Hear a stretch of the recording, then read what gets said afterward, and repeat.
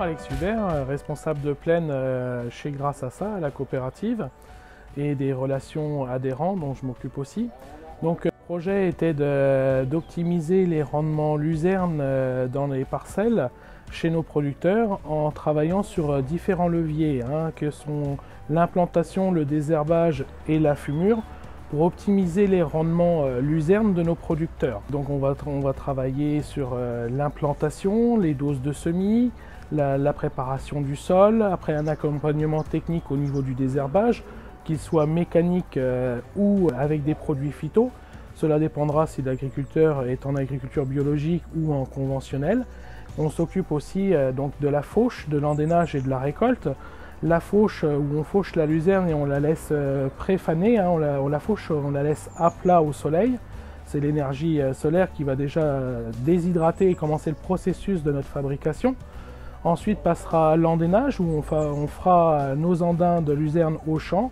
Et ensuite l'ensileuse qui passera pour récolter ces andins de luzerne et charger dans les camions qui arriveront directement à l'usine après le passage au pont bascule. Une fois sur le tarmac, la luzerne elle est reprise par un chargeur qui alimente le tapis d'alimentation.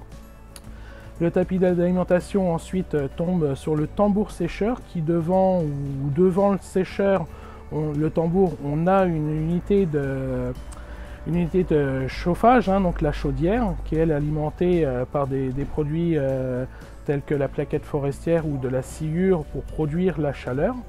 Donc une fois que la luzerne est dans le tambour, elle suit le tambour sur 3 passages. Une fois qu'elle est passée, donc cela peut durer quelques minutes ou une dizaine de minutes en fonction du taux de matière sèche que l'on aura rentré à l'entrée de l'usine. Une fois qu'elle est passée dans le tambour sécheur, il y a un processus avec des ventilateurs et un cyclone qui lui extrait la vapeur d'eau et les poussières.